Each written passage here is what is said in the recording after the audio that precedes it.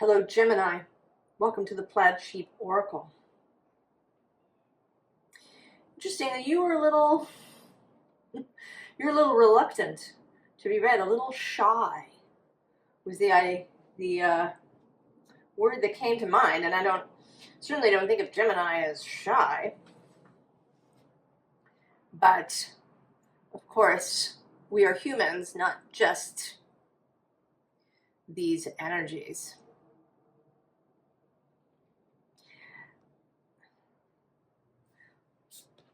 We begin with this. So this deck, the Inner Temple Oracle, has sort of several sets of card suits. And one suit is these polarity cards that have these two sides of things. And we have Inner Summer and Inner Winter. And I think this is about you releasing the inner summer. Because we have also this chamber of transformation, right? This kind of energy. And then the underside of the deck is the tall poppy. And as you might expect, this is a story about the tall poppy being cut down in the field, right? This is the story we tell. You know, who do you think you are? You know, don't stand out of the crowd. And we have a weird relationship with that, right? We worship those people, the celebrity type of people, the people who stand out. And at the same time, there's this energy of cutting each other off at the knees if we try to, you know, to reach that place. We have all these contradictory things. And you, of course, are very well placed, Gemini, to hold these things in tension.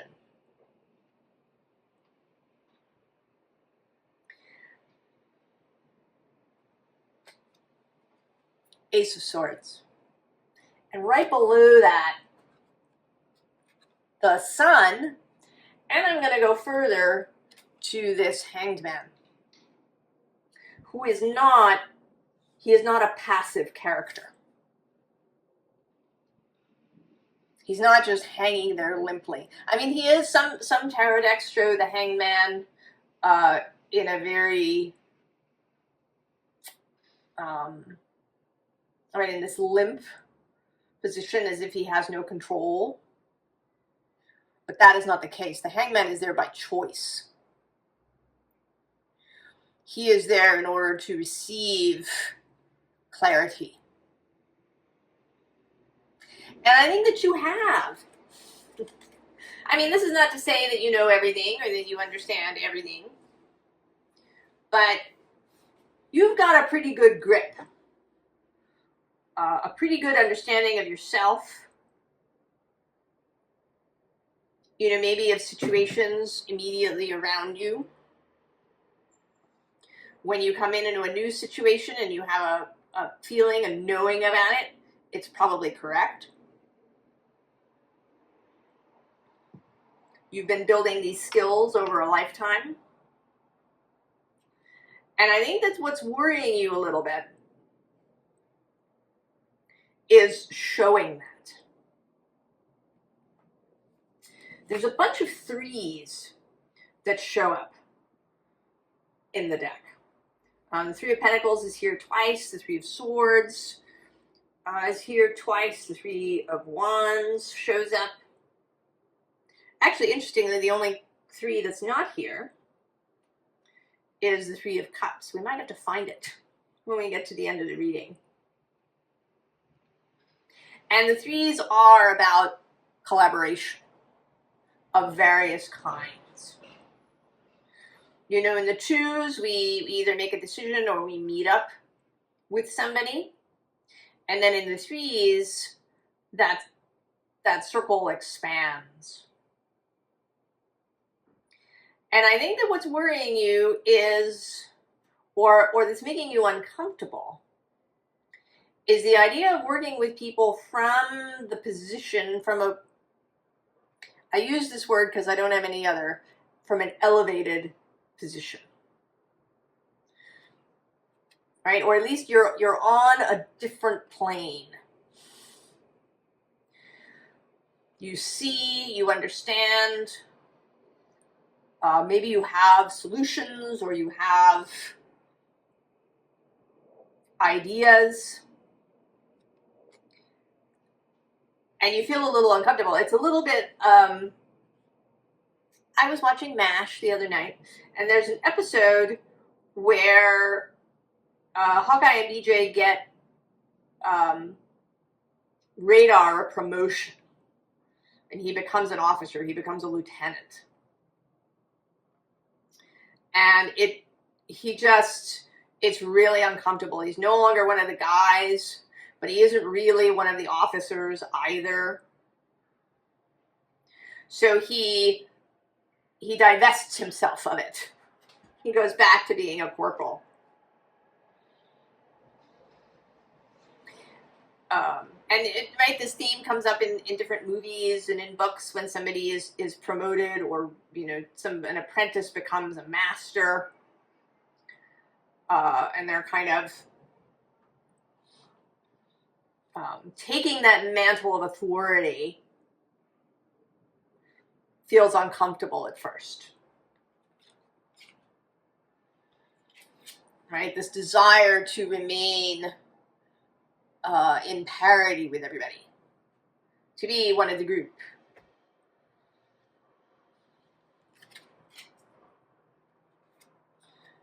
Right? There's pain associated in some way.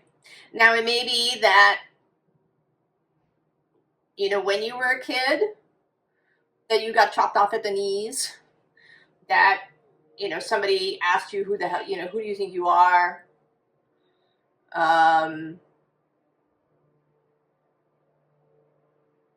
Right? Do you think you're better than everybody? Or maybe you witnessed this happening to other people. Maybe you witnessed it even without that statement. The kid in school maybe who was really smart and then got bullied.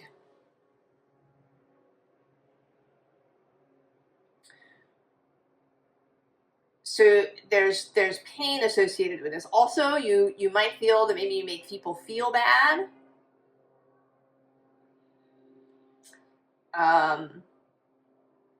You don't want anybody to feel bad.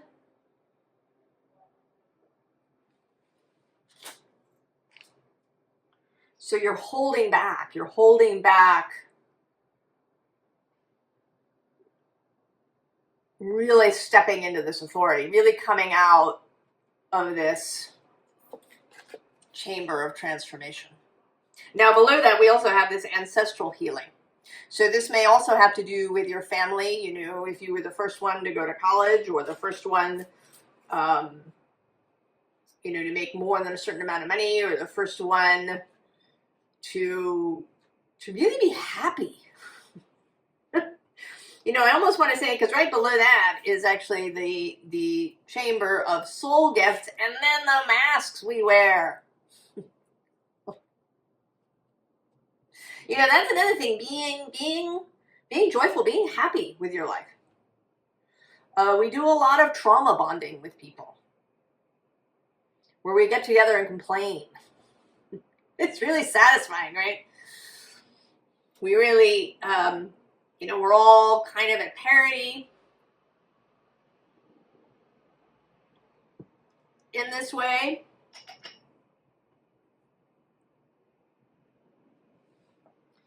But then we get the Wheel of Fortune.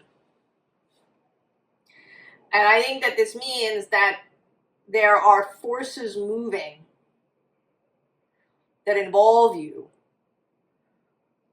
that you're not in control. You are part of something that is happening. And you're going to be called on to use your gifts, your discernments, your skills, whatever they may be,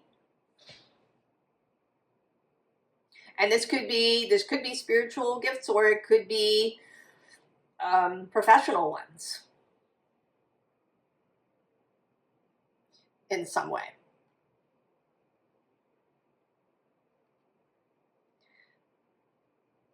So the moment is coming, and there's nothing you can do about that. You are being asked to, right, to take up your sword.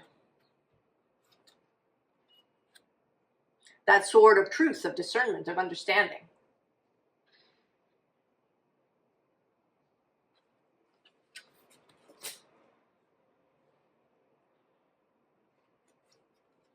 Three of Wands. And this Three of Wands has, it's kind of an odd, there's only one wand. There's nobody else anywhere nearby. There's a real sense, there's kind of a lonely feeling to this. And below it is the Eight of Swords.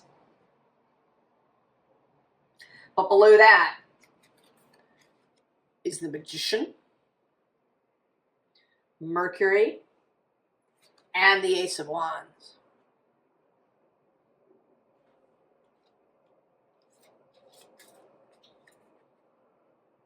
And then on the underside here is this Ace of Swords again. So how this feels to me is that this sword is kind of following you around.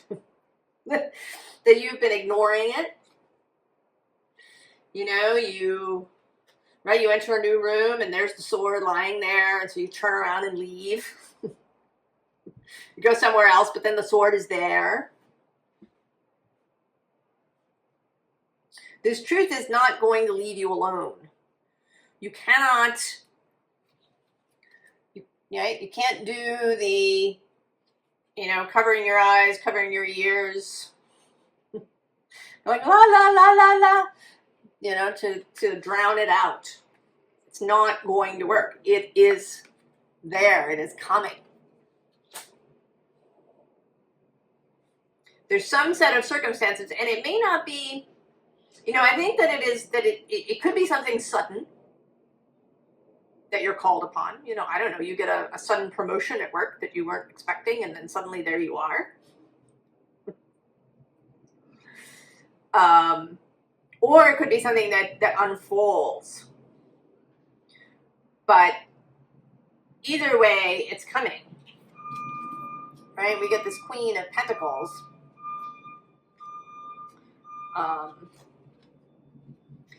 And she's actually seeming like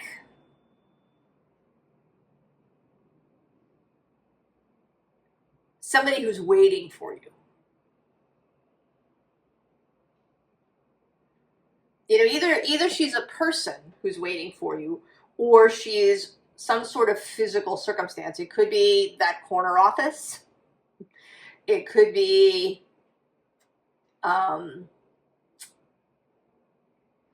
maybe you discover you're pregnant and it's something you've been avoiding, perhaps, or not thinking about. There's some physical circumstance that occurs. Maybe you inherit a bunch of money.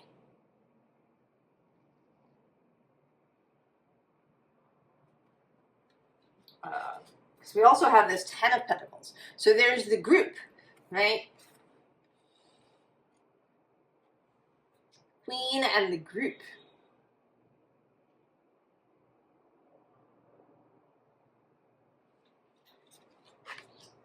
That you are being asked to step into. And the impulse here, the Seven of Swords, might be to run. Might be to run.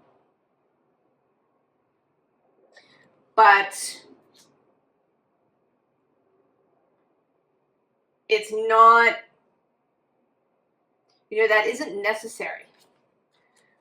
You have the skills. This Two of Stones doesn't feel like, a painful juggling act. This feels like really, being in command of your skills. And I don't think, you know, I don't think that you doubt your skills. I don't think that you do.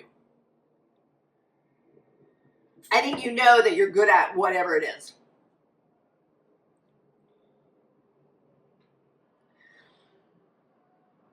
But you don't, I guess you don't trust, and you don't trust other people to be okay with that. Right? We get the Three of Swords again here with the Three of Spires and this broken bridge.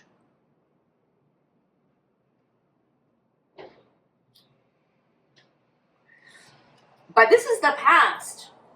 Right below that, we have the World. Right? That final spot. The finishing, actually below that, we also have the Devil.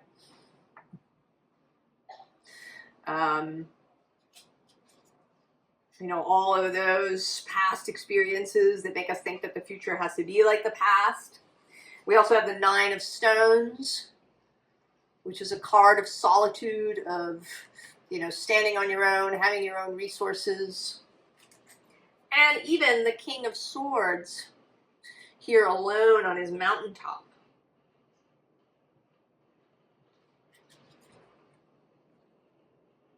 So you've kept these things to yourself, or, you know, maybe you've downplayed them a little bit.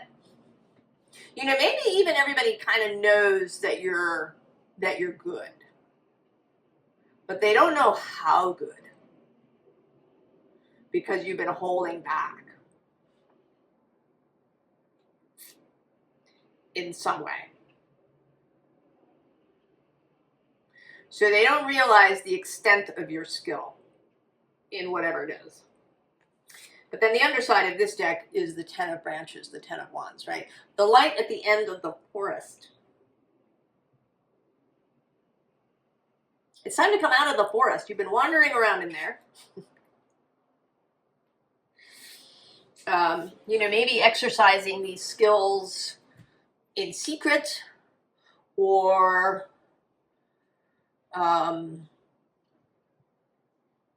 you know, just, I don't know how you've been holding back exactly. You know, maybe there's things that you've done that you haven't taken credit for.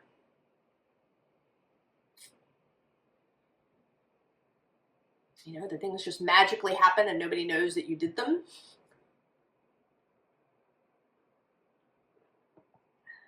Or you just keep your mouth shut. Whatever it is. But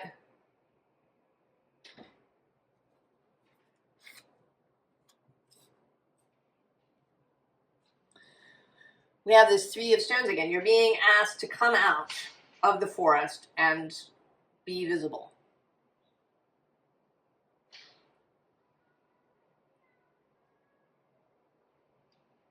To be visible. And I think that when you do that, when that happens, this ship is going to arrive. The Six of Tides, Six of Cups. I don't always associate this card with the past. I know that's how it's often interpreted. But it doesn't, I don't know, it kind of doesn't make sense to me in some ways.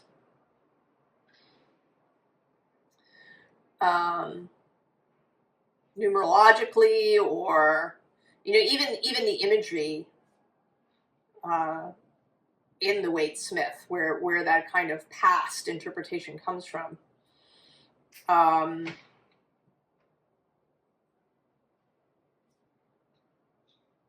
You know, it's more that there is a harmony of emotion. You know, we go from that Five of Cups where we're disappointed and sad and three of our cups are spilled and we can't quite see the two that are left, to coming out of that and into this six state of much greater harmony.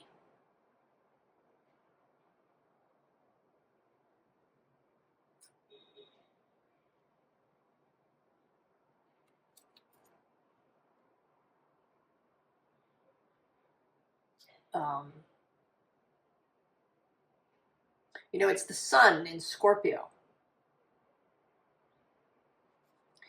A clarity of emotion, of a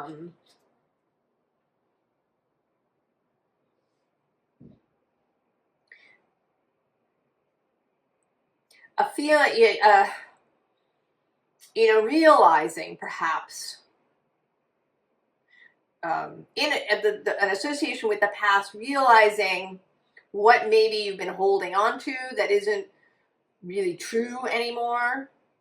You know, maybe you've been anticipating an emotion that doesn't come because you've actually moved past it, that you are further along than you thought in your own emotional life and your emotional health and well-being. And then we get the Two of Stones repeating. And this seems like really setting out. And then you leap. There's a giant leap from the Two of Stones to the King of Stones.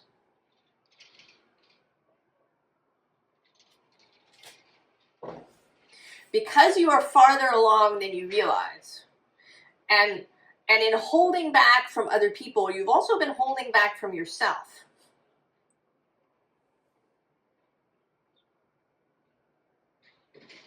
You've kind of been keeping secrets from yourself as well. You know, maybe you haven't even really realized, or maybe you know you're really good at, I don't know, architecture, at designing really great spaces. You know that you're good at that. But you've been holding back, and when you let that go, you're going to realize that you're also really good at a bunch of emotional things. You know, and maybe, you know, being encouraging to other people in your firm, or, you know, really being able to read the room, knowing how to present a project so that everybody feels good about it, knowing how to talk to people, you know, really reading other people's emotions, also really reading your own, you know, knowing really well when you're not, perhaps, right, when it's not a good moment. You need to go off and have a little quiet time by yourself, or, you know, right? There's going to turn out to be more skill in this kind of water and earth realm.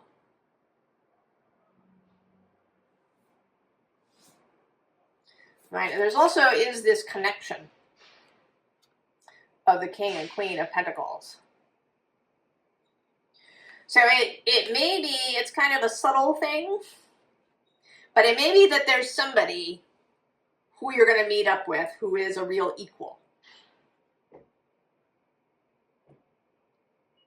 It might be at work. It may be that you know, if you are an architect, you work for a big firm, maybe you meet somebody there and you two decide to start your own company. Or you meet a new romantic partner.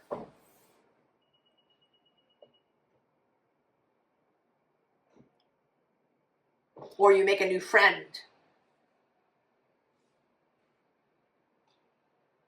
who's really an equal and who you can really share with.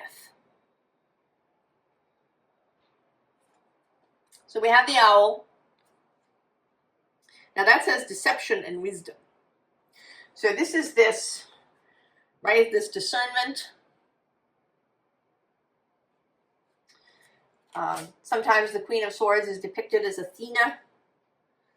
And she's kind of a goddess associated with intellect. She leapt fully formed from Zeus's head. And the owl is her bird. But below that, we have the dog. Loyalty, security, unconditional love. And also the novice.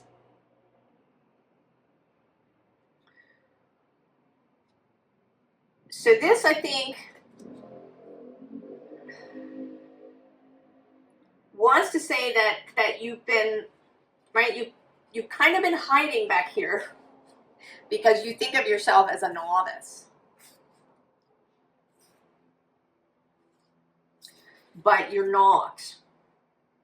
And it's time to stop thinking of yourself that way. It may be really comfortable. I don't know if you've had this experience.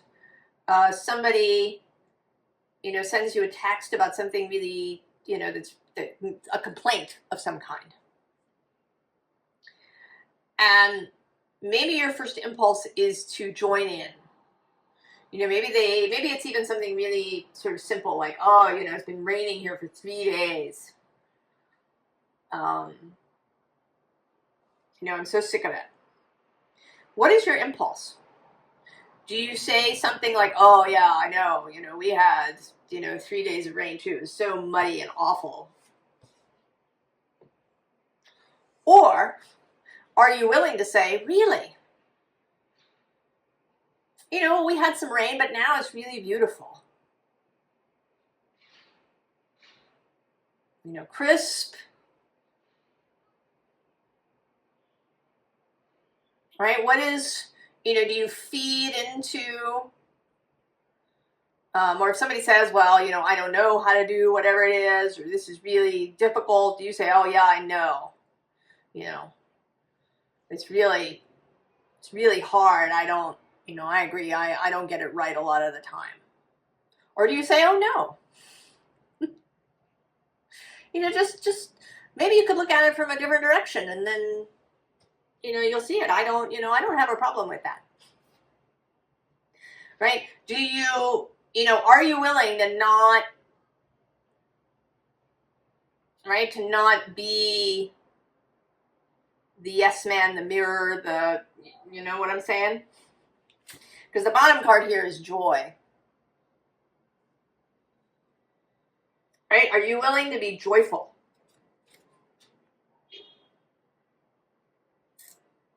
Are you willing to be that really annoying person who's sunny and joyful and optimistic, even in a group of naysayers?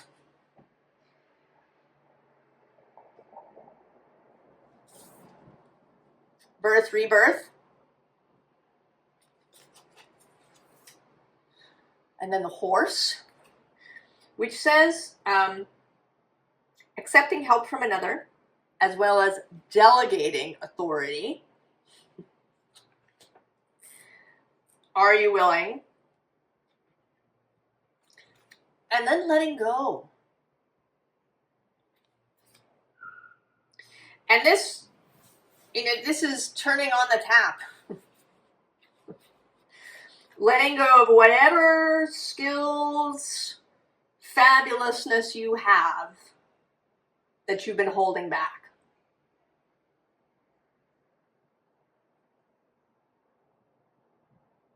In some way.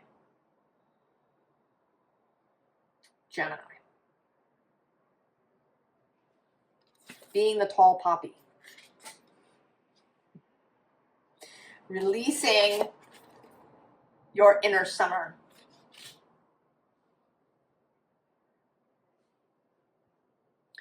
Formal advice. 8 of Pentacles. Now I was just noticing 2929. That means something to someone, perhaps. So, right, getting down to work. Like really. No more games. That's actually a card in one of my decks. No more screwing around.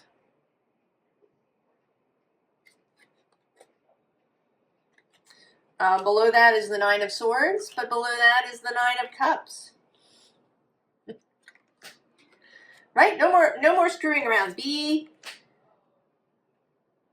all that you can be. Be all that you are already. Ace of Wands at the bottom of the deck.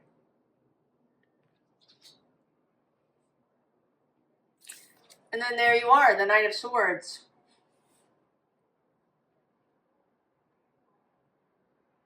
Being all that you are. Ten of Cups. So happy, so fulfilled. And prepared for everybody to see that. For everybody to see how well you are in all respects. And then the Three of Wands, right? The readiness.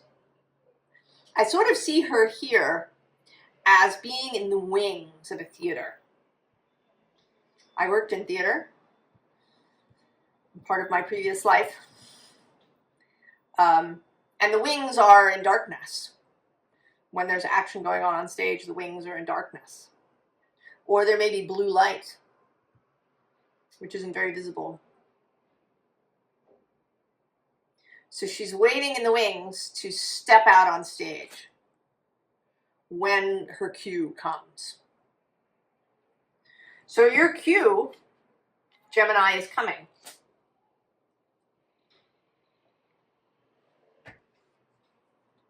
It's time to just be all that you are. And when you do that, when you're willing to show everybody the skill and knowledge and amazingness in one sphere, it will open up others.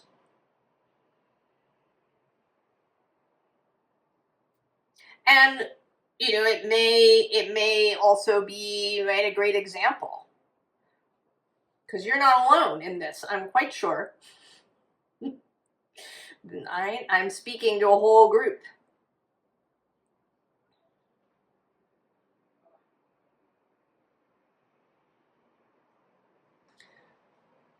Go and be all that you are, Gemini. I wish you all the very, very best, and I will see you next time. So long.